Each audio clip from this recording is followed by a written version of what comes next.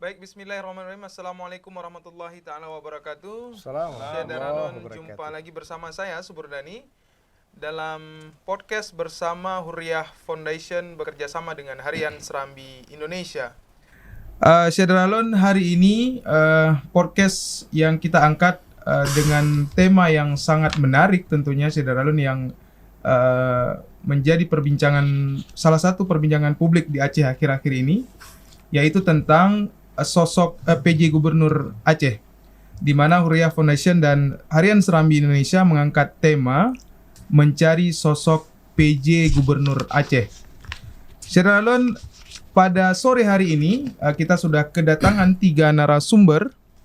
Yang pertama ada Profesor Dr. Gunawan Adnan MA. Beliau Wakil Rektor 1 Universitas Islam Negeri Araniri atau UIN Araniri. Assalamualaikum, Prof. Assalamualaikum warahmatullahi wabarakatuh. Sehat, Prof? Alhamdulillah, dengan izin Allah sehat semua. Alhamdulillah. Baik, selamat datang Prof di studio Serambi FM pada sore hari ini. Kemudian narasumber yang kedua ada Dr. Muhammad Haikal, SEMM. Beliau dosen Fakultas Ekonomi Universitas Malikus Saleh. Assalamualaikum, Pak. Assalamualaikum warahmatullahi wabarakatuh. Sehat, Pak? Bagaimana kegiatan akademiknya sekarang, Pak? Tetap berjalan seperti biasa. Sudah mulai luring atau daring nih, Pak? Kita sudah mulai luring, tatap muka sekarang. Tatap muka, Ya. Alhamdulillah. Kemudian narasumber yang ketiga, Syederalun, ada Tunku Haji Anwar Usman atau Abia Kutakrung. Assalamualaikum, Abia. Waalaikumsalam warahmatullahi wabarakatuh. Sehat, Abia, Nabilallah. Alhamdulillah sehat walafiat. Alhamdulillah. Baik, Syederalun, seperti saya sampaikan di awal tadi, kepemimpinan Gubernur Aceh ataupun Gubernur periode 2017-2022 maksud kami akan berakhir masa jabatannya pada Juli 2022. Artinya ada sekitar 3 bulan atau 4 bulan lagi ya, Pak, ya, menjelang berakhirnya. Dan nantinya, Syederalun, pemerintah pusat di bawah wewenang Presiden Republik Indonesia akan menunjuk PJ untuk semua provinsi yang masa kepemimpinan gubernurnya akan berakhir pada tahun ini. Mungkin ini juga selaras dengan penundaan pilkada, di mana beberapa provinsi yang memang akan melaksanakan pilkada serentak pada tahun 2024 nantinya. Baik, Syederalun, sebagai pembuka, saya langsung kepada Profesor Dr. Gunawan Adnan untuk menyampaikan tentang sosok PJ Gubernur Aceh ini. Mungkin dari kacamata akademisi ini, Prof. Silakan, Prof. Terima kasih. Assalamualaikum warahmatullahi wabarakatuh. Waalaikumsalam warahmatullahi wabarakatuh. Innal hamdalillah, segala puji milik Allah, wassalatu wassalamu ala Rasulillah, salawat salam pada baginda Rasulullah. Hormatan kami kepada tentunya host kita pada hari ini, yaitu Serambi Indonesia, dan seluruh yang terkait dengan bekerjasama dalam program yang sangat strategik ini. Yang saya muliakan semua narasumber yang hari ini hadir, terutama Abia Anwar yang kita hormati, ada Adinda Dr. Muhammad Haikal dari Unimal. Kalau tadi bilang akademisi, beliau juga lebih akademisi dari saya. Buya juga bukan orang daerah, tapi akademisi juga, lagi menyelesaikan program doktor di Medan, luar biasa. Jadi kita salut ya, anak muda, Ustadz Kabir, kemudian mau kuliah lagi. Jadi kan belajar ini betul-betul nggak pada ada endingnya gitu. Jadi kita sebahagia, beliau coba mendapat ilmu dari perguruan tinggi, kemudian bisa balance dalam setiap ucapan dan kalimat dan juga perbuatan, insyaallah. Baik, pada saya ditanyakan satu pertanyaan yang saya pikir ini sangat multi perspektif ya. Bisa saja berbeda kita, bisa terjadi ketidaksamaan pandangan, itu saya pikir lumrah. Tapi menurut saya personally bahwa sosok atau calon PJ Aceh ini, dan saya berharap acara hari ini didengar oleh pengambil kebijakan. Kalau enggak, kita kentuk pengulumu aja. Ya kan? Abang apa aneh dengar, karena bukan rakyat milih ini, yang milih Jokowi dan CS itu, artinya mereka bisa ada akses. Paling kurang kita kirim nanti. Pertama, bicara Aceh, bicara religius ya. Jadi pemimpinnya itu harus, kalaupun tidak begitu paham religius, tapi akhlaknya harus menggambarkan akhlak yang religius. Karena saya lihat Aceh ini tanah mulia, tanah ulama. Kalau pemimpin siapapun dia di Aceh, mana betul jabut. kerjanya nggak benar, niatnya juga tidak bersih, tidak lurus untuk pertama menjaga amanah karena Allah Ta'ala, kemudian karena amanah diberikan oleh rakyat, yang berperan aktif dalam memperhatikan nasib rakyat dia pimpin. Kalau itu tidak dijalankan dengan baik, ujungnya celaka. Muhammad T. Sitruk Anda mau penjara. Itu sering kita lihat. Itu sudah menjadi rahasia umum dan fenomena yang sangat nyata. Oleh karena itu, pertama, orangnya punya moralitas. Baru setelah bicara moralitas mantap, religiusitasnya bagus, baru kita bicara profesionalitas. Di sini include namanya kompetens. Karena kata Nabi, idza usiral amru li ghairi ahli fantadhir sa'ah, ini kata yang saya kutip dari Habib Anwar. Kalau kita menyuruh atau menyerahkan suatu urusan pada bukan ahlinya, tentu tunggu seakan curang. Betul begitu Abu ya, Abi ya. Nah, jadi prehencu. Nah, jadi kan memilih bukan sekedar terpilih, ditunjuk bukan sekedar selain tunjuk. What next gitu? Setelah itu apa? Mau tahu puipiannya enggak? Enggak bisa. Nah, ini Aceh ini kan butuh yang sampai lagi silpa-silpi lagi kan.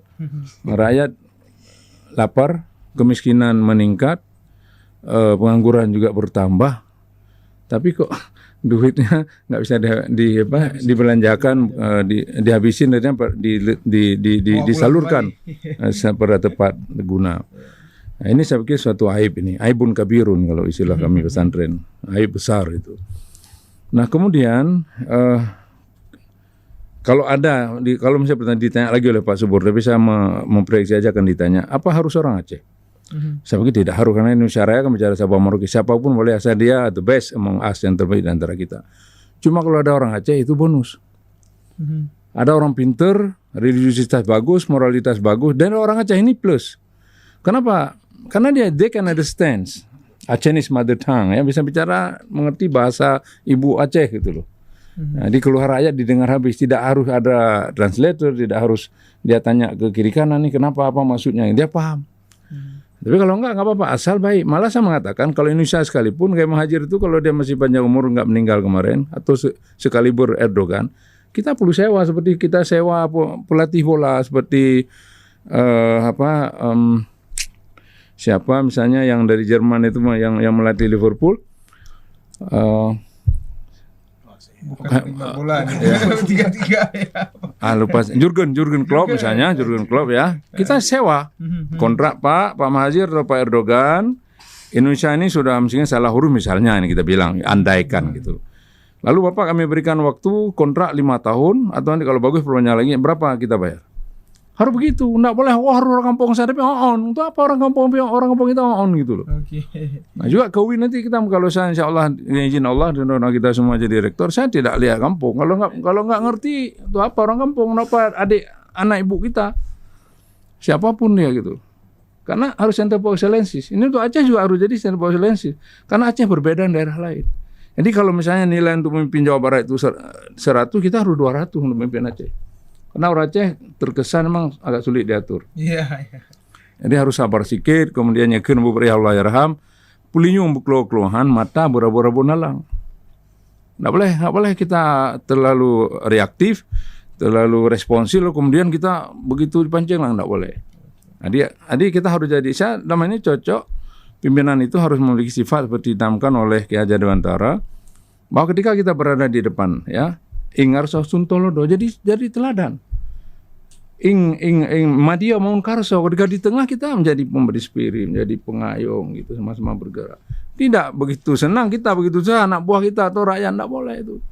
Jadi pendiri bangsa ini, founding father negara ini sudah mengajarkan pada kita nilai-nilai luhur filosofi yang sangat dalam. Kemudian kalau kita berada di belakang, turuh yang dayani, kita dorong. Jangan kita singkete. Jangan payah, jangan ikut dong tuh. Jangan ikut singkete ya yang head. Nah, jadi cari watak-watak seperti ini. Jadi saya pikir jangan pilih pemimpin Aceh ini seperti beli kucing dalam karung, itu tidak boleh. Itu akan jadi lagi historical accident yang kita tidak bisa maafkan. Baik Prof, nih ditahan dulu. Ini nggak enaknya sama Prof, beliau tahu pertanyaan nih Pak. Pertanyaan apakah harus orang Aceh tadi Pak? Itu pertanyaan untuk narasumber yang lain. Ini Prof nih, ini yang nggak enaknya nih. Jadi ketahuan pertanyaannya. Baik, saya langsung ke Pak Dr. Muhammad Haikal nih Pak. PJ Gubernur itu akan menjabat 2,5 tahun. waktu yang sangat sangat lama, dan kemarin instruksi Mendagri itu sudah disuruh membuat RPD ya, rancangan pembangunan daerah dalam jangka selama kepemimpinan PJ nanti. Bahkan itu sampai 2026 kalau saya nggak salah. Ini waktu yang sangat lama nih, Pak Dokter. Ini bagaimana pendapat Pak Dokter sendiri? Silakan, Pak. Baik, makasih. Assalamualaikum warahmatullahi wabarakatuh. Waalaikumsalam warahmatullahi Alhamdulillah, puji syukur kepada Allah, salawat dan salam kepada Rasulullah Muhammad SAW. Yang saya hormati Prof. Gunawan, senior saya, dan dalam banyak hal beliau memang hari ini juga alhamdulillah sudah guru besar. Tentu kita berharap langkah-langkah ke depan akan semakin lebih baik. Ya Rabb, amin. Dan juga Abia Kutakrung, alhamdulillah hari ini bisa bersilaturahmi. Mudah-mudahan silaturahmi kita jadi berkah hari ini. Amin, amin. Dan juga host Bang Suburdani terkait dengan acara kita pada hari ini mencari sosok PJ Gubernur Aceh. Jadi sebagaimana yang disampaikan tadi bahwa ini kan memang amanah undang-undang betul, kalau kita lihat Undang-Undang nomor 10 tahun 2016 bahwa berakhirnya masa gubernur, wakil gubernur, bupati, wakil bupati, wali kota dan wakil wali kota di 2022. Terus kemudian undang-undang mengamanahkan akan diangkat pejabat dari mereka. Dan kalau kita lihat di penjelasan undang-undang tersebut kan dijelaskan bahwa mereka diangkat 1 tahun dan kemudian tahun berikutnya boleh orang yang sama ataupun berbeda. Ya. Jadi dalam penjelasan undang-undang itu seperti itu. Nah, berkaitan dengan hal ini memang sebenarnya waktu 2,5 tahun atau 1 tahun saya kira itu waktu yang lama buat orang bekerja. Tapi waktu yang singkat buat orang yang nggak bekerja. Ya, kenapa? Karena kan buat orang yang bekerja, dia pasti akan terus melakukan sesuatu dan seolah-olah tidak cukup waktu untuk melakukan itu, gitu kan? Artinya apa? Ini sebenarnya adalah sebuah waktu yang saya kira kehidupan atau nasib ya dalam tanda kutip orang Aceh untuk ke depan itu sangat ditentukan di masa itu. Kenapa saya katakan demikian? Karena kan pejabat gubernur nanti ini kan adalah orang-orang yang secara keberadaannya ini kan bukan orang yang berasal dari elektoral ya. Artinya mereka ini kan bukan dipilih oleh pemilih gitu ya. Tapi mereka bukan. Tidak dan mereka kan tidak kemudian dicalonkan oleh partai-partai politik kan.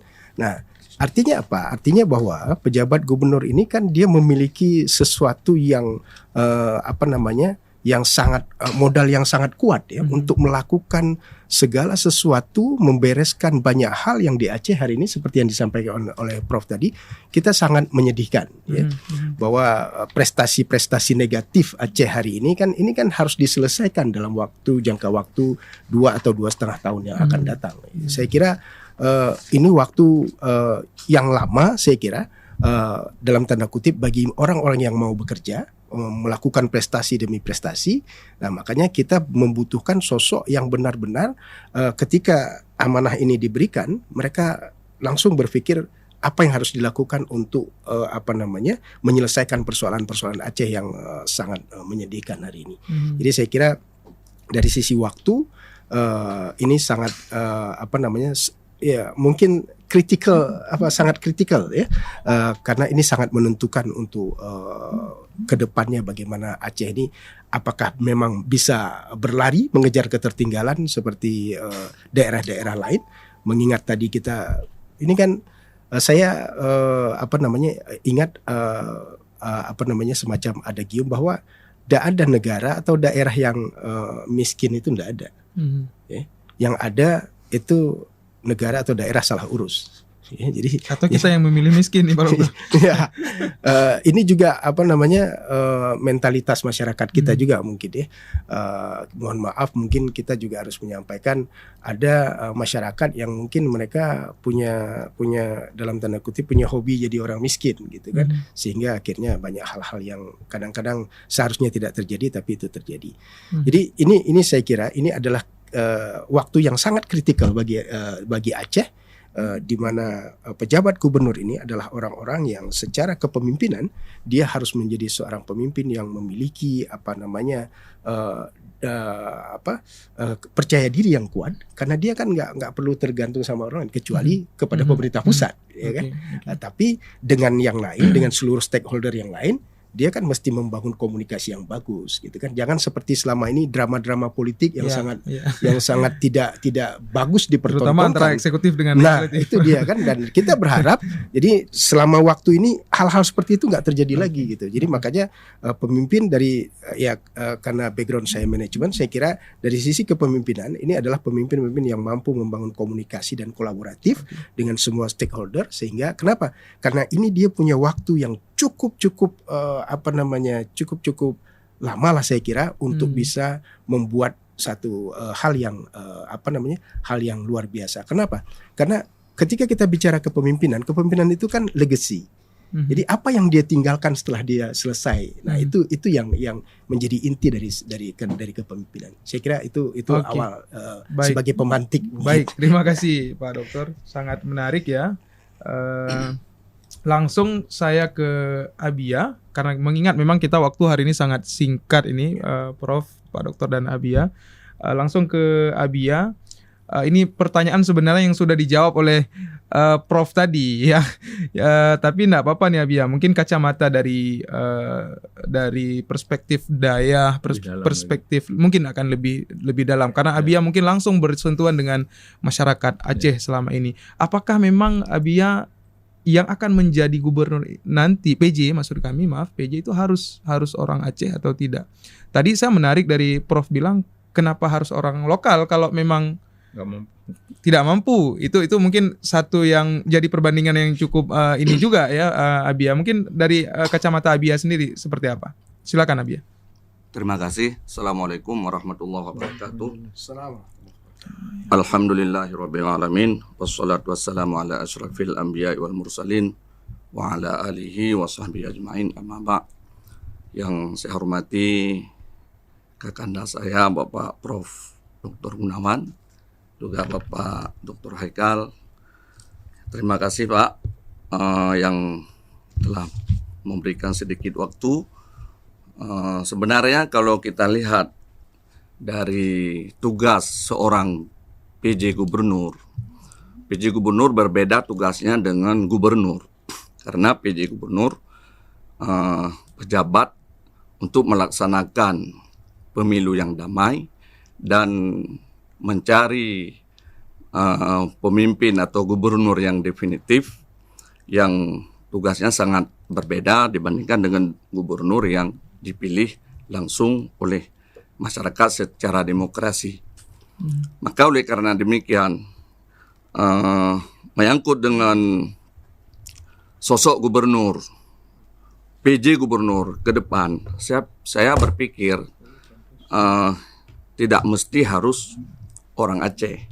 Yang penting hari ini Aceh yang sudah sangat besar perhatian pemerintah pusat dengan bantuan dana OSUS yang begitu besar, tapi sampai hari ini belum nampak tanda-tanda kesejahteraan bagi masyarakat. Ini penting, harus kita ketahui bersama. Kenapa itu bisa terjadi? Mungkin kita semua bisa menjawab apakah itu salah urus seperti yang disampaikan oleh Dr. Haikal tadi, atau ada hal-hal yang lain, semacam pembiaran juga dari pemerintah pusat sehingga Aceh seperti ini. Padahal perhatian Presiden, perhatian pemerintah pusat terhadap Aceh hari ini sangat besar dengan dana OSUS yang begitu besar. Maka kami pandangan menurut yang tinggal di pesantren berpandangan begini, kira-kira kalau boleh.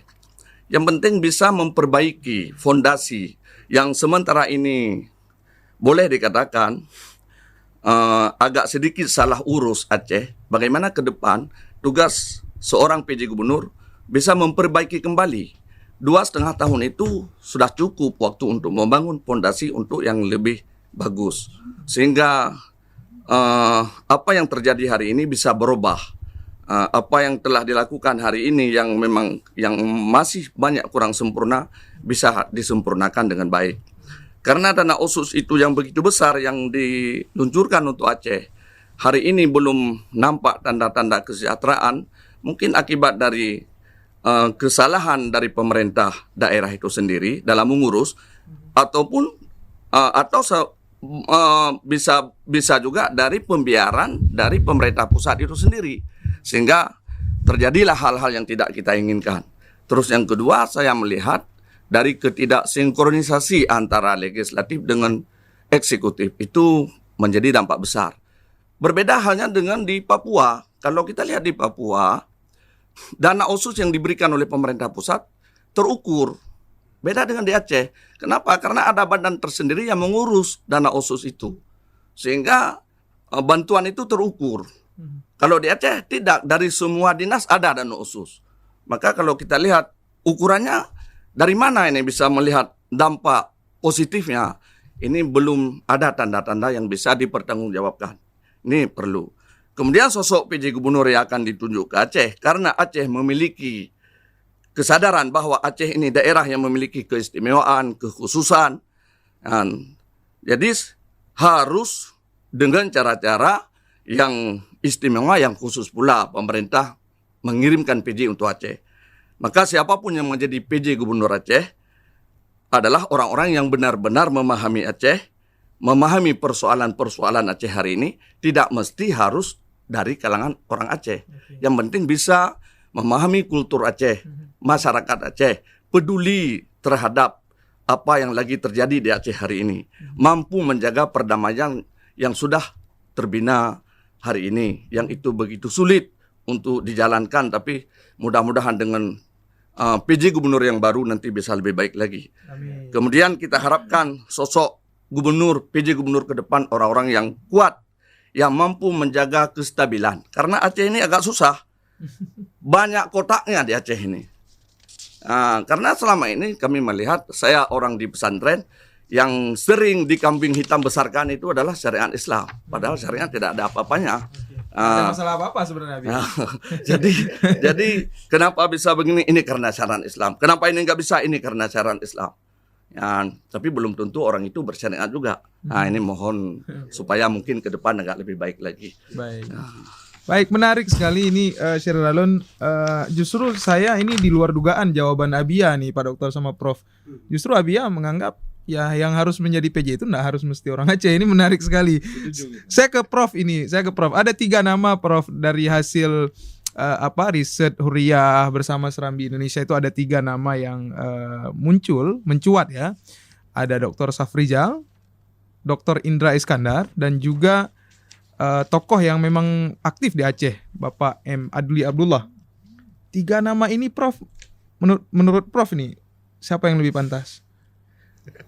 Ini pertanyaannya, ini 12 pas ini. Nah, ini pertanyaan yang nggak bisa ditebak nih Pak Dokter. Dan saya tidak akan masuk ke ranah itu karena I am not a good judge ya.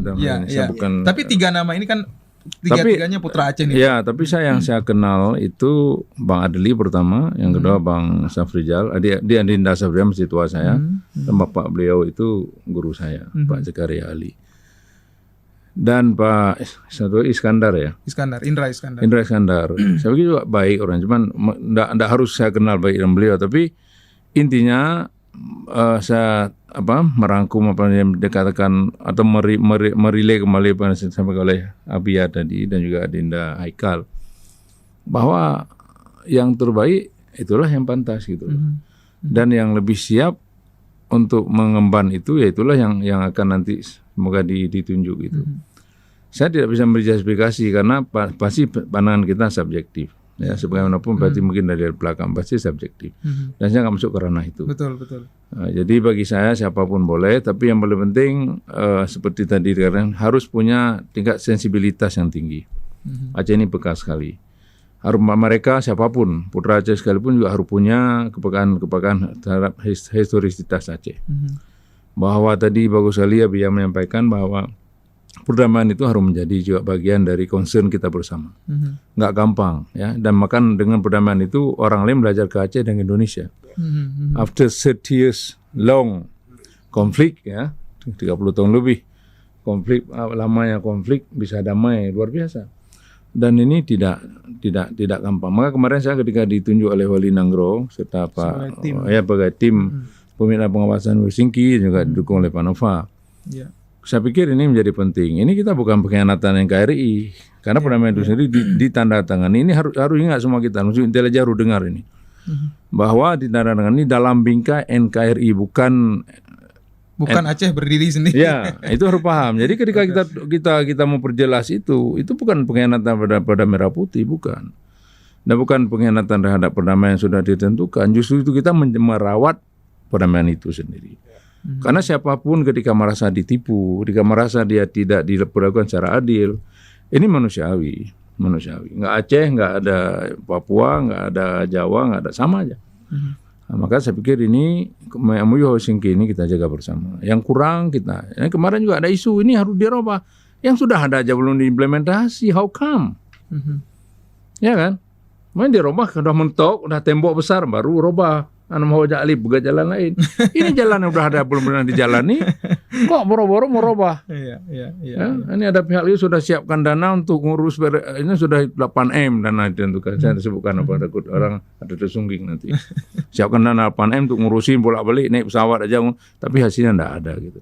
Jadi saya pikir mari sama-sama kita jernihkan bahwa siapapun dia, pertama niatnya harus tulus. Selain tadi bilang ada kompetensi, profesionalitas, kompetensibilitas tinggi, moralitas di awal tadi saya katakan imtak itu iman dan takwa. Kemudian harus punya concern dan niat tulus. Saya sepakat tadi 2 tahun itu kalau mau betul-betul dia punya konsep, punya concern, banyak bisa dilakukan. Yeah. Termasuk perjelas saja dulu. Termasuk misalnya masalah keterangan kita dengan Medan. Ini hal serius ini. Tiap hari SPO datang itu plannya BK bayar pajak ke Medan. Kan bodoh sekali gitu. Kita punya sawit, tapi minyak goreng kita kadang-kadang minyak jelantah dijual dan mahal. Karena jamun menteri apa beri minyak kelah, minyak ritik. Yang kau pelungan yang ada lagi. Dengan ada 1 hari aja tidak ada suplai telur di Medan, orang Aceh nggak makan telur. Apa enggak? Tanah-tanah tidur itu, sleeping land itu nggak bisa kita hidupkan. Yang simpel aja, dia saya pikir apa yang dipikirin oleh orang yang diberikan amanah oleh rakyat ini. Karena bisa bukan sebelah tadi segmen saya tadi, ayam bertelur di atas karung padi mati kelaparan kan ironis. Jadi illogical. Hai cuma lakai saya haikal tiku nanti mungkin. Jadi ini tolong saya pikirnya siapapun kita, maka saya tadi nggak pernah menunjukkan siapapun punya potensi bagus. Cuman juga kita tidak memaksakan orang Aceh. Tapi kalau orang Aceh yang sebutkan dari 3 ini juga punya komunikasi bagus, itu bonus. Benar. Yang Pak Adli, Pak Safrijal, mereka bisa ngomong bahasa Aceh dengan baik. Kalau Pak Iskandar saya nggak ngerti. Ini dua-dua ini Safrijal dengan Pak ini memang aktif di Aceh. Walaupun beliau Jakarta, kita WA bahasa Indonesia, bahasa Aceh juga Pak Safrijal. Emang bonus. Memang berarti memang keacehannya masih ini. Cuman saya pikir ini perlu kalau tingkat gubernur itu pihak Jakarta itu harus sensitif. Artinya dites betul-betul lah. Jangan sekedar karena dia dekat dengan partai tertentu, dekat dengan kebijakan tertentu, lalu itu digolkan. Kita sepertinya nggak sepakat. Gitu. Perlu tes kejujuran. Kalau A jawab B, itu ketahuan juga nggak bohongnya. Nggak usah pakai. Masa begitu. Terima kasih. Baik, Syed Rallen yang saat ini sedang menonton live podcast ini di fanpageserambi.news.com bisa langsung bertanya dengan mengirimkan komentar yang santun tentunya di kolom komentar ataupun interaktif kita di 0811689020. Nantinya pertanyaan Syed Rallen akan kita dengar bersama dan akan dijawab oleh 3 narasumber kita yang sudah hadir di studio. Baik, saya langsung ke karena masih tentang sosok ini ke Pak Dr. Muhammad Haikal. Kita melihat PJ ini kan wewenang dari presiden ini, Pak Dokter. Apa ada settingan tertentu ini menurut kacamata Pak Haikal dalam menentukan PJ ke depan dari pemerintah pusat untuk Aceh? Saya kira kita harus berbaik sangka. Okay. Dalam segala hal mungkin kita harus berbaik sangka. Dan juga bahwa PJ ini kan nanti kan yang tetapkan seperti tadi kan pemerintah pusat. Tentu hubungan dengan pemerintah pusat ini kan memang harus lebih baik. Ya. Karena apa? Keharmonisan antara pribadi pejabat gubernur Aceh dengan pemerintah pusat ini juga menjadi hal penting ketika dia nanti menjalankan tugas-tugasnya di Aceh gitu ya. Tadi sudah disampaikan bahwa ya walaupun memang ya semua kita sepakat bahwa memang kalau orang Aceh mungkin itu nilai plus ya, bonus ya. Tapi kan pertanyaannya, bukankah selama ini gubernur juga orang Aceh? Tapi yang terjadi kita kan juga nggak bisa menutup mata gitu kan. Ini kan bukan soal Aceh tidak Aceh. Ini kalau kita lihat dari kerangka objektifnya ya, dari kerangka objektifnya bahwa yang kita butuhkan itu seperti tadi Prof sudah menyampaikan, Abia juga sudah menyampaikan sosok yang begitu luar biasa, dan saya kira nilai-nilai ini yang memang harus ada ya pada diri PJ Gubernur ini. Nah, jadi kalau saya tidak melihat bahwa ada settingan tertentu atau ada agenda tertentu dari karena kan yang akan yang akan berakhir masa jabatan gubernur kan bukan hanya Aceh aja. Ada beberapa provinsi lain di Indonesia, dan saya kira bahwa pemerintah pusat punya kepentingan, ya itu tidak bisa kita pungkiri. Seberapa besar menurut Pak Haikal kepentingan pemerintah pusat dalam menentukan PJ ini? Karena seperti disampaikan tadi kan, PJ ini tidak dipilih oleh konstituen. Ya, betul. Ini wewenang oleh presiden sendiri. Saya kira kepentingannya sangat tinggi.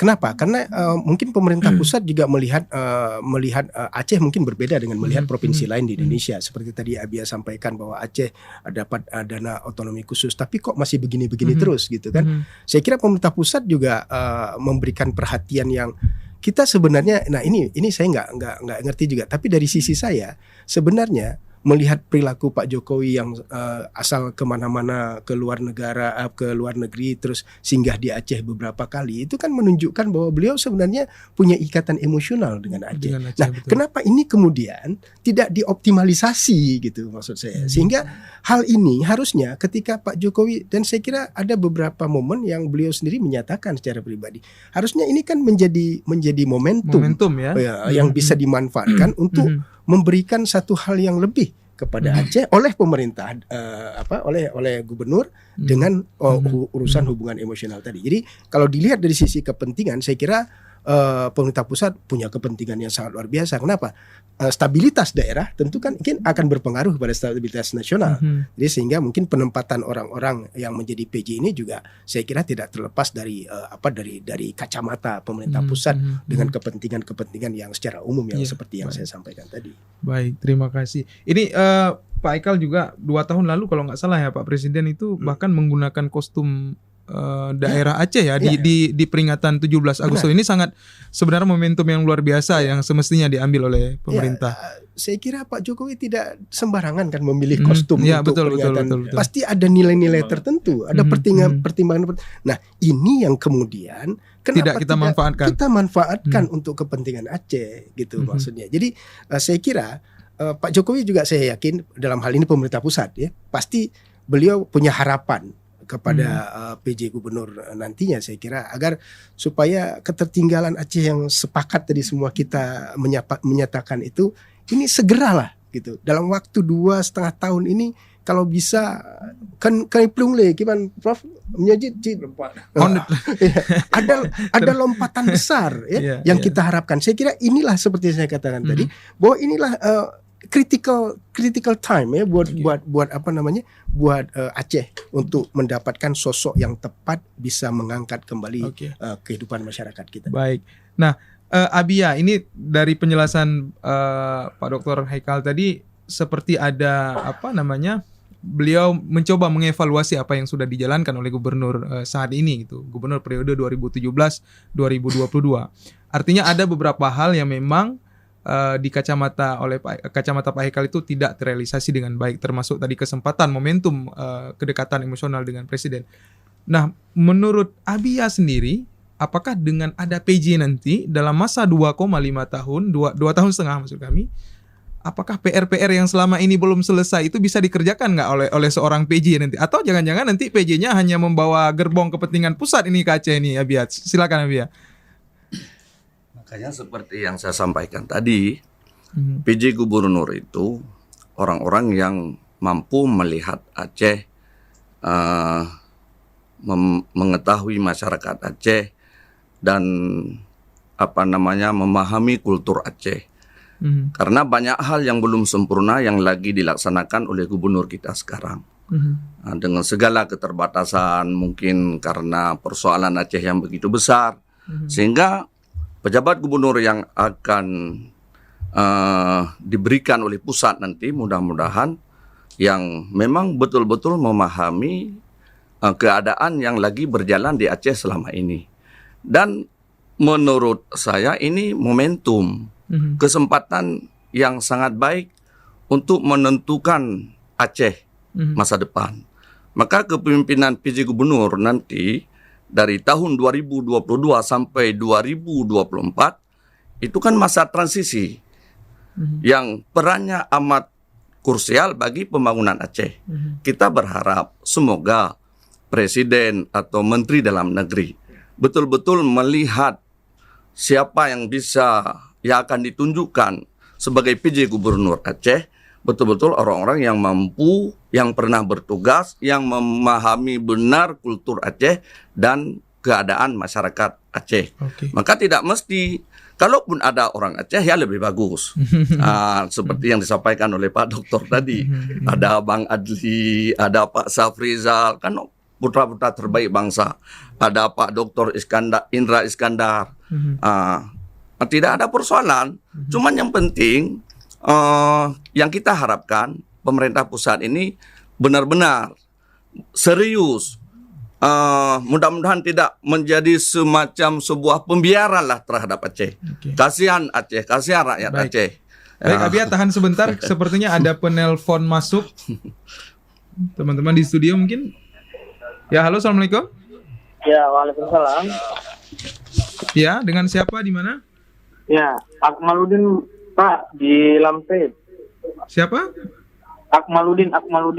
Oke, silakan Pak Akmaludin di Lamte ya.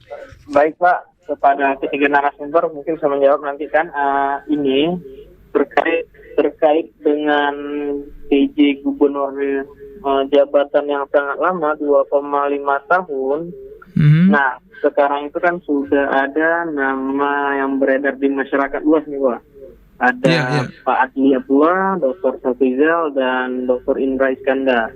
Nah, ini kan cuma nama yang diisu-isukan, dikembang-kembangkan di masyarakat. Dan ini semua kan belum pasti Pak. Itu tergantung keputusan dari Presiden lagi kan, Kemendagri kan.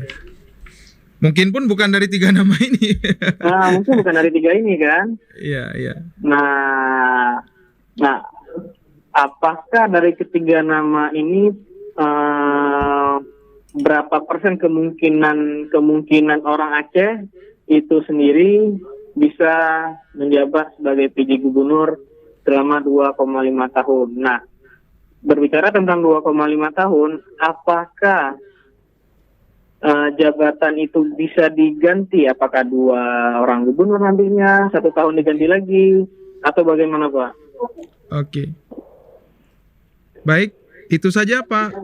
Ya, baik itu aja Pak. Ya? Sementara Pak. Baik, terima kasih.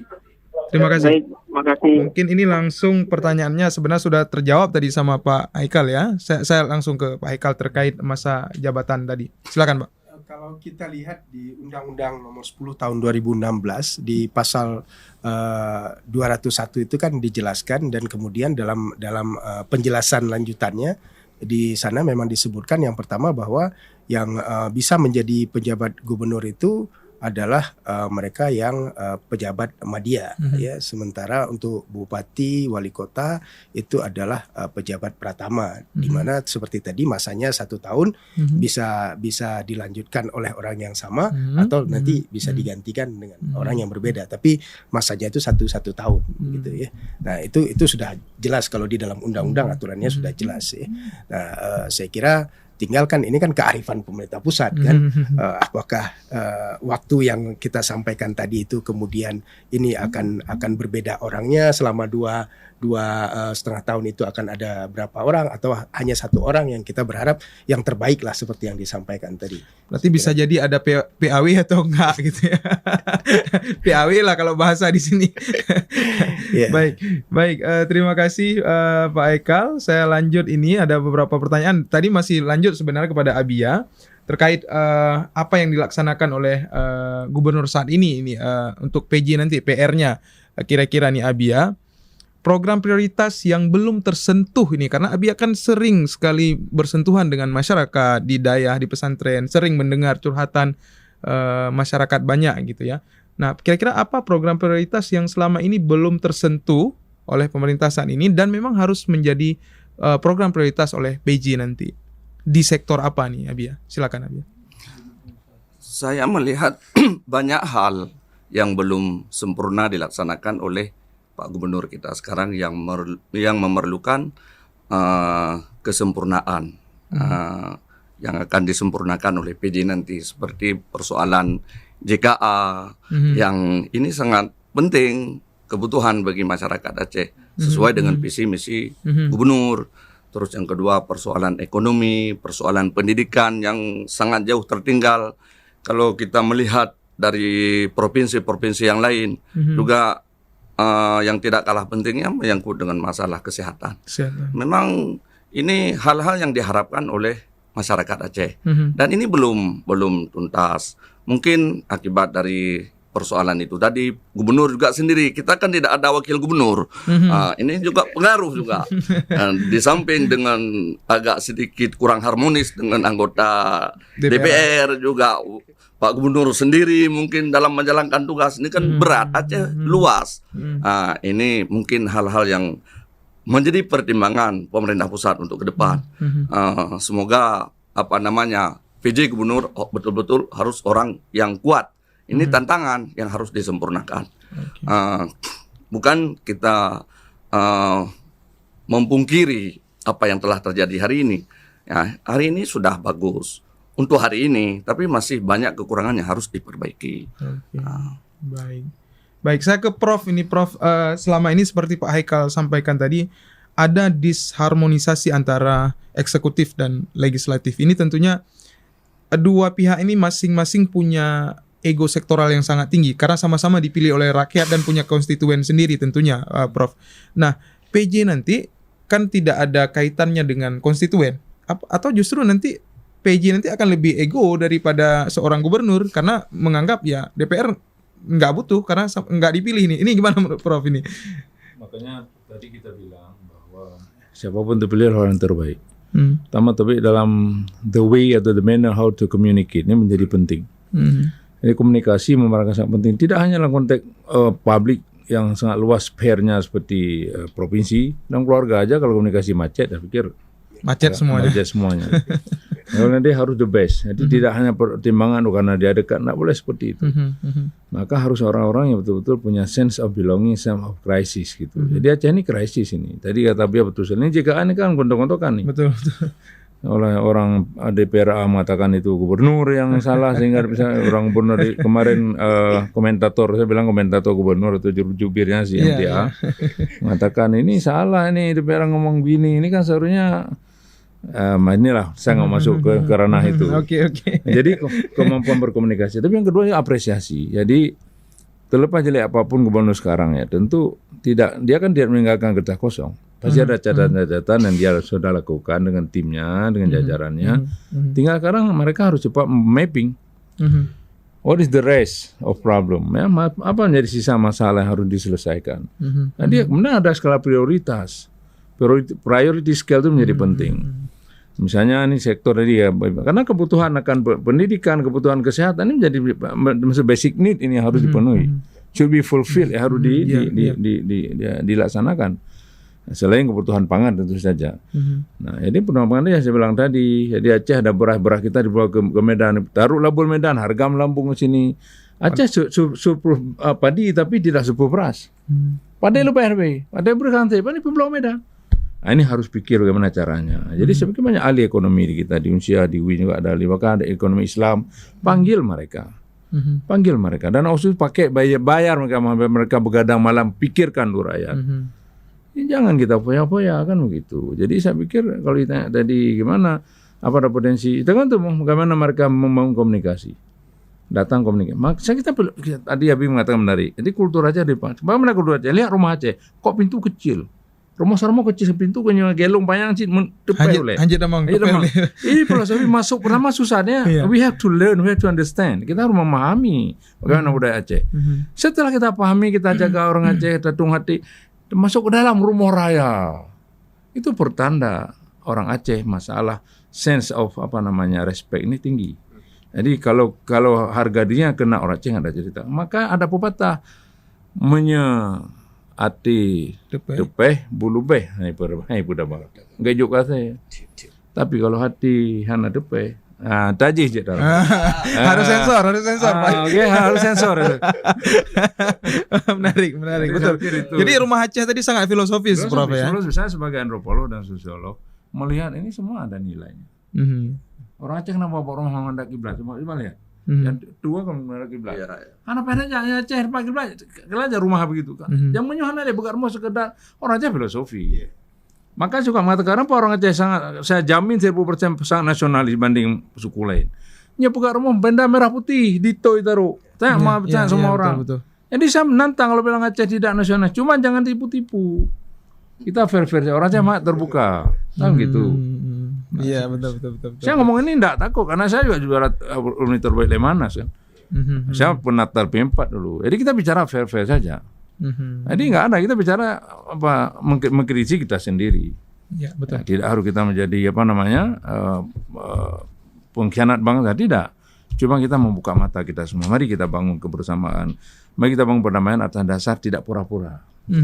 Bahwa itu damai itu milik kita semua. Dan saya sepakat itu di Pondok Damai. Damai itu indah. Kalau ada orang mengatakan damai nggak indah itu sableng itu. Artinya ada something wrong dalamnya. Baik, saya pikir demikian. Ya, ke Dr. Haikal terkait disharmonisasi tadi, Pak Dokter. Kalau seperti saya sampaikan tadi, kalau selama ini ada dua konstituen ya, ada ego sektoral antara eksekutif dan legislatif. Ini PJ ini datang beliau dengan hanya kepentingan satu nih, kepentingan pusat gitu ya. Nah ini gimana kira-kira, apakah yakin nanti Pak Haikal PJ dengan DPR akan harmonis? Dulu kan punya pengalaman juga kita Pak Sudarmo gitu ya, bagaimana dinamika beliau di DPR. Ini bagaimana tanggapan Pak Haikal? Ya, saya kira ini dua-duanya baik tadi yang disebutkan masa Pak Darmo ya, Pak Sudarmo, terus kemudian apa yang terjadi pada masa kepemimpinan Pak Nova. Saya kira ini kan menjadi lesson learned ya. Ini pembelajaran yang sangat berharga justru kepada PJ yang akan datang, bahwa hal ini nggak mesti terjadi begitu. Karena kalau kita fokus kepada rakyat, maka segala hal kebuntuan kita cari jalannya supaya lagi kan Prof Buno. Penaji nyokan jalan, tapi jalannya hantam tak pakai, malah tak pakai jalan lain. Nah itu yang jadi masalahnya gitu ya. Nah makanya kan tadi kemampuan, saya kira hal penting juga ya, communication skill ini menjadi satu syarat kepemimpinan yang sukses ya.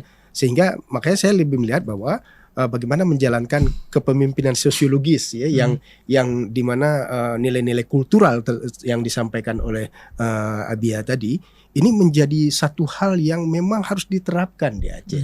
Jadi saya kira tidak ada di Aceh ini kayak sepertinya sebesar apapun masalah, kita duduk di warung kopi insya Allah selesai ya kan, minum sanger, minum kopi segala macam selesai. Dan begitu itu kan mudahnya menyelesaikan. Nah persoalannya tadi kan kalau ada hal-hal yang sifatnya ego personal atau sektoral kan, tapi ini kembali lagi saya kira menjadi pelajaran penting. Ini pelajaran penting kepada PJ nanti siapapun dia, bahwa hal ini harusnya tidak perlu lagi terjadi. Tahan sebentar Pak Dokter, ada penelpon masuk. Silakan. Assalamualaikum warahmatullahi wabarakatuh. Assalamualaikum warahmatullahi wabarakatuh. Boleh disebutkan namanya dan di mana, Pak? Nama saya Ibrahim, saya dari Ili, Ulekaring. Pak Ibrahim di Ulekaring, silakan Pak. Ya, saya ingin yang pertama sekali saya ingin mengajukan pertanyaan terlebih dahulu kepada Prof Gunawan. Ya, silakan. Jadi begini, selama ini seolah-olah berkembang di tengah-tengah masyarakat bahwa jika bukan anak Aceh yang akan menjadi PJ Gubernur, seolah-olah ada kekhawatiran tertentu misalnya. Apakah kekhawatiran misalnya kekhawatiran oh ini yang menjadi pemimpin adalah menjadi PJ Gubernur bukan orang Aceh, jadi nanti barangkali uang Aceh akan dikelola dengan cara-cara yang tidak sesuai dengan kultur kita. Padahal selama ini sejak pasca damai kan yang memimpin Aceh selama ini adalah orang-orang Aceh. Dan kita bisa merasakan bagaimana dampaknya hari ini, kan lebih banyak sakitnya daripada bahagia dan makmurnya orang Aceh. Jadi saya ingin bertanya kepada Pak Prof, kira-kira ini dalam pembayangan kita semua, seandainya kelak yang akan menjadi PJ Gubernur adalah bukan orang Aceh, kira-kira apa yang akan terjadi dengan Aceh? Ini semacam prediksi atau kita mencoba berdialog secara imajiner dengan masa depan ya. Saya kira demikian. Oke, itu saja Pak Ibrahim? Ya. Baik, terima kasih. Ini pertanyaan langsung kepada Prof ini. Jika bukan orang Aceh. Baik, pertanyaannya sangat vulgar, jadi saya jawab vulgar aja. Tapi vulgar saya meminjam ayat dan hadis Rasulullah gitu. Jadi di dalam Islam semua kita ini orang Aceh, mayoritas Muslim ya. Saya pikir paham bahwa baik tidak seseorang itu sangat tidak ditentukan oleh ras suku seseorang itu tertentu. Bicara takwa misalnya, Allah mengatakan dalam surah Al-Hujurat ayat 13, Inna akramakum indallah atqakum. Seorang paling takwa, paling mulia di antara kalian dan orang paling takwa gitu loh. Jadi nggak ada disebut Aceh, nggak ada disebut Jawa, nggak ada Batak, nggak ada orang Inggris, nggak ada itu. Jadi bagus sekali di Haikal mengatakan yang selama ini yang memimpin orang Aceh. Tapi apa sudah mereka lakukan tuh Aceh? Aceh merak-marit, Tenggung Dua, Aceh merak-marit sekarang, malu kita. Siapa kita persalahkan? Persalahkan Jawa. Pemimpin kita bukan orang Jawa, bukan orang Makassar, bukan orang Batak, orang Aceh sendiri, darah Aceh. Tapi IPM darah Aceh. Ini persoalan, makanya tidak ada jaminan. Sekali lagi, there is no guarantee ya, nggak ada garansi bahwa orang Aceh itu kalau mimpi orang Aceh. Cuma sebenarnya kalau orang Aceh itu baik, jadi baik dulu bukan Aceh dulu pertamanya. Saya sepakat itu bertiga. Saya simpul tadi, Abi yang ngomong segitu, kemudian dia Haikal bicara seperti itu bahwa kita sepertinya tiga wilayah juga dengan saya pikir kur dengan kita serempak mengatakan bahwa kalau ada orang yang moralnya bagus, sense of crisis dan belonging yang bagus terhadap Aceh, orang Indonesia juga, kemudian dia punya kompeten, cara berkomunikasi baik, dan dia orang Aceh, itu bonus. Tapi bukan harus Aceh, saya pikir nggak harus. Nggak harus Aceh. Kita kan KRI ini, bicara Sabah Merauke. Jadi jangan bicara Busitang Pesingkil ini keliru kita. Jadi kalau dampaknya kira-kira kalau nanti bukan orang Aceh, misalnya nggak ngerti Aceh tuh Prof, itu ini gimana? Ini pertanyaan Pak Ibrahim ini tadi. Saya pikir kan itu perusahaan manajer dan leadership. Ya kalau dia merasa kayak Pak Harto kan bukan orang akademisi. Tapi beliau mau tahu, beliau curious to know, dia ingin tahu apa yang terjadi. Bahkan kalau bicara pertanian, kalah kita petani. Pak Harmoko, ya Allah yarham, kan mereka berdua, jujur saya bilang, saya merasa luar biasa. Nah, kita sering itu ketika hidup, kita sering mencaci orang, ya, begitu orang mati baru, oh ternyata baik. Gitu. Manusia seperti itu memang. Maka kata Tuhan Al-Quran, wa khulqa insanu halu'a. Suka keluh kesah kita gini gitu. Padahal hasil kita belum tentu mampu gitu. Jadi kembali kepada pertanyaan tadi, bahwa kalau dia nggak ada orang Aceh, ada orang lebih baik, saya pikir nggak akan ada dampak asal dia betul-betul melaksanakan amanah dan baik. Tapi kalau ada orang Aceh, misalnya di antara tiga atau siapa lagi yang muncul, silakan aja kita tampilkan. Dan mereka paham tadi punya moralitas yang baik, punya track record. Di track record penting ini, maka harus masuk nih berita ini ke Pak Jokowi dan yang menentukan itu. Track record menjadi penting. Apalagi sekarang ada jejak digital, ini penting. Dibuka aja dulu, jadi panggil. Kenapa kalau yang kurang-kurang penting, duit satu bank dibuka sampai detail, kenapa ini yang menentukan arah pembangunan bangsa ke depan ini tidak dibuka keran sadap, kayak buka aja. Ya, buka aja, kayak HP saya buka aja sadap. Ada apa, ada HP yang ada apa-apanya gitu. Oke. Kita 24 jam bisa diperiksa gitu, insya Allah nggak takut. Ini masih ada penelpon ya, luar biasa nih atensi teman-teman yang masih mendengar. Halo, assalamualaikum. Mari itu lo buka Pak Proke. Assalamualaikum, dengan siapa di mana? Bang. Saya Irfan dari Aceh Utara, Pak kan. Saya ingin bertanya. Ihsan dari Aceh Utara, Pak. Irfan dari Aceh Utara. Iya, silakan Pak Ihsan. Nah, saya mau bertanya Pak, terkait calon PJ Gubernur Aceh, saya akan menjabat selama 2,5 tahun nanti. Nah, ada 3 nama yang digadang-gadangkan untuk menjadi PJ Gubernur. Ada Dr. M. Ali Abdullah, ada Dr. Safrizal Z.A, dan ada Dr. Indra Iskandar MS, dan pejabat yang ada di Kemendagri. Nah, apakah selain pejabat di Mendagri tersebut bisa menjadi PJ Gubernur selanjutnya, akan seperti Sekda Aceh? Nah, karena Sekda Aceh sendiri sudah paham dengan Aceh ini, Pak. Nah, itu aja, Pak. Maksudnya apakah masih berpeluang dari 3 nama itu ya, selain 3 nama itu Pak Ihsan ya? Seperti Sekda Aceh, Pak, karena kan biaya juga jadi lebih hemat gitu. Dan Sekda Aceh sendiri sudah paham dengan Aceh ini. Oh iya. Terima kasih Pak Ihsan. Ini saya lempar lagi karena soal hukum ini ya, mungkin ke Pak Haikal ya. Dari 3 mungkin nggak dari, kan ini 3 nama sudah mencuat ini. Gimana tanggapannya Pak Haikal? Ya, saya kira nama-nama yang disebutkan tadi, misalnya seperti Abang Adli, terus ada Bang Safrizal, ada juga Indra Iskandar. Ini kan seperti kita sepakat bahwa ini mereka adalah putra-putra terbaik Aceh. Dan saya kira tidak salah kita berikan salah satu di antara mereka kesempatan untuk menjadi pejabat gubernur kan, karena saya kira ini kan siapapun, apalagi tadi sudah kita sampaikan kalau orang Aceh lebih baik begitu kan. Nah, tapi di luar itu tadi disebutkan misalnya Sekda ya. Saya karena saya bukan background hukum ya. Jadi kalau di penjelasan undang-undang yang saya sampaikan tadi itu dijelaskan memang untuk pejabat gubernur itu adalah pejabat madya. Ya, siapapun yang dia hari ini memiliki jabatan madya, maka dia punya peluang walaupun di luar 3 nama tadi misalnya kan.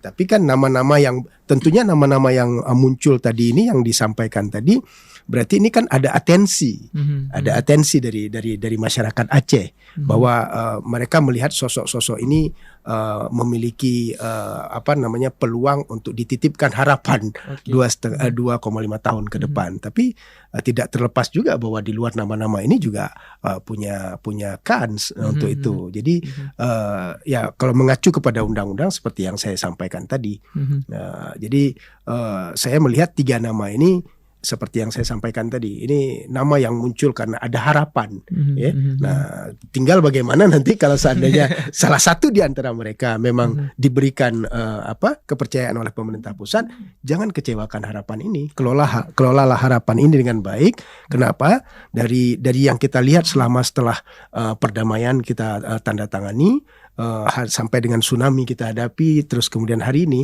persoalan yang kita hadapi sebagai masyarakat Aceh adalah kegagalan kita dalam mengelola harapan. Ya, jadi ini yang satu hal yang saya kira cukup penting. Baik, sebelum closing statement ada satu pertanyaan ini. Saya lempar secara random aja atau siapa boleh menjawab. Penundaan pilkada sehingga penunjukan PJ ini Bapak-bapak yang hadir, Bapak narasumber kita, ini tentu besar kecilnya mengubah peta politik Aceh 2022. Semestinya kita akan melaksanakan pilkada. Jadi para politisi ataupun kontestan harus menunggu selama 2 tahun lagi untuk mencalonkan diri sebagai orang nomor 1 dan nomor 2 di Aceh. Kira-kira ini seberapa besar pengaruh ataupun perubahan dinamika politik menjelang 2024 nanti? Mungkin siapa yang bisa menjawab? Abia mungkin? Satu pertanyaan Abia. Karena kan selama ini Abia, maaf nih, partai politik setahun atau 2 tahun yang lalu tuh sudah memanaskan mesin. Tiba-tiba kemudian DPRA kita berbicara mendorong agar pilkada bisa dilaksanakan 2022, toh pada akhirnya juga tidak bisa. Mendagri dan presiden yang menetapkan akhirnya ditunda ke 2024. Mesin mati lagi nih Abia, mesin partai politiknya. Ini gimana pandangan Abia ke 2024 nanti? Ya, saya pikir ada sisi positifnya juga. Walaupun di sisi yang lain memang kurang bagus. Tapi kalau untuk Aceh bagus. Karena kenapa? Itulah masa atau momentum untuk memperbaiki pondasi Aceh, siapapun yang akan menjabat PJ Gubernur nanti. Karena butuh waktu juga, nggak mungkin simsalabim. Banyak hal yang harus dilakukan oleh PJ Gubernur nanti. Apalagi kalau memang yang dipercayakan nanti bukan orang Aceh. Mungkin ada 1-2 bulan yang harus beradaptasi dulu. Walaupun mereka sudah memahami kultur Aceh. Tapi ada hal-hal karena Aceh ini luas, banyak persoalan yang harus dihadapi, ini butuh waktu. Jadi kalau menurut pandangan saya, penundaan pilkada sampai 2024 ada sisi positif kalau untuk Aceh. Tapi kalau untuk di luar Aceh ya kita harus melihat dengan kacamata lain. Tapi ini tergantung juga pemerintah pusat, Bapak Presiden, Menteri Dalam Negeri bagaimana melihat kepentingan dalam menunda pemilu sampai 2024. Oke, baik. Terima kasih Syed Ralon. Kita ucapkan terima kasih sekali kepada 3 narasumber yang sudah berhadir di studio Serambi FM. Dan dari diskusi yang sudah kita sampaikan tadi secara live, 3 narasumber kita sepakat bahwa orang yang akan menjadi ataupun sosok yang akan menjadi PJ Gubernur tentunya adalah orang yang memang memahami tentang keacehan. Bonus jika memang itu orang Aceh sendiri. Nah, untuk closing statement terkait sosok PJ Gubernur Aceh ini, kita berikan waktu masing-masing 1 menit kepada 3 narasumber sebagai closing statement. Silakan, Pak. Dari Prof dulu. Baik, saya ingin menyampaikan pada siapapun terpilih tadi rekan 3 amalan, menurut saya biar tampil banyak-banyak supaya the more insya Allah yang terpilih akan lebih baik itu. Akan mereka seleksi alam. Kemudian harus kita pahami siapapun terpilih nanti bahwa it is about trust. Jadi kepercayaan itu enggak gampang, enggak simple, dan risikonya besar. Kalau bahasa agama langsung munafik itu. Idza tumina khana. Jadi salah satu ciri-ciri orang munafik dari 3 yang Rasulullah sebutkan, salah satunya adalah ketika dipercayai baik oleh konstituen, oleh rakyat maupun oleh Pak Presiden maupun Menteri Dalam Negeri dan tim yang dia dibentuk tim seleksi, itu adalah amanah. Jadi amanah itu bukan hanya dengan manusia, dengan Allah juga. Dan saya pikir itu saja pesan saya, semoga didengar. Bahwa siapapun yang akan nanti diberikan, bahwa itu juga musibah. Ya, bukan syukur-syukuran, boleh syukuran, tapi kemudian harus tahu itu musibah. Banyak orang gagal ketika diberikan pekerjaan amanah itu sering gagal. Tapi ketika diberikan sakit itu sering lulus tes.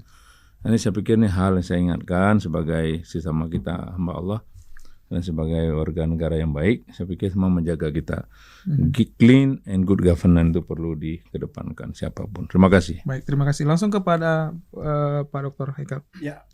Saya kira saya pakai filosofi seperti pohon lah ya, bahwa pejabat gubernur kita berharapkan bahwa dia adalah orang yang bisa mengakar ke bawah, ke masyarakat, yang dia bisa berkomunikasi dan sebagainya, dan juga kemudian dia bisa menjulang ke atas dalam artian punya hubungan yang baik dengan pemerintah pusat. Saya kira ini 2 hal yang tidak bisa kita abaikan. Jadi dengan masyarakat Aceh membangun hubungan yang kuat dengan pemerintah pusat juga harus seperti itu, sehingga masa waktu ini bisa dioptimalisasi untuk mengejar ketertinggalan Aceh dan kemudian menata kembali jalan menuju kesejahteraan bagi masyarakat. Saya kira itu saja. Baik, terima kasih Pak Dr. Haikal. Langsung kepada Abia, silakan Abia. Jadi mudah-mudahan kepemimpinan PJ Gubernur tahun 2022 ini sampai masa 2024 ini adalah sebagai masa transisi yang perannya amat krusial bagi pembangunan Aceh. Maka kita mengharapkan siapapun yang akan menjadi PJ Gubernur benar-benar memperhatikan Aceh, benar-benar bisa membangun pondasi Aceh ke depan untuk menuju masyarakat Aceh yang madani, yang baldatun thayyibatun wa rabbun ghafur. Amin. Baik, Syed Ralon, kita sudah di penghujung podcast bersama Hurriyah Foundation bekerja sama dengan Harian Serambi Indonesia. Saya selaku host dalam podcast hari ini tentu mengucapkan terima kasih kepada 3 narasumber. Yang pertama Bapak Profesor Dr. Gunawan Adnan MA, Wakil Rektor 1 UIN Araniri. Kemudian kepada Bapak Dr. Muhammad Haikal SEMM, dosen Fakultas Ekonomi Universitas Maliku Saleh. Dan kepada Tengku Haji Anwar Usman atau Abia Kutakrung yang sudah berhadir ke studio Serambi FM hari ini. Terima kasih Syed Ralon. Kami dari studio Serambi FM undur diri. Assalamualaikum warahmatullahi wabarakatuh. Waalaikumsalam warahmatullahi wabarakatuh.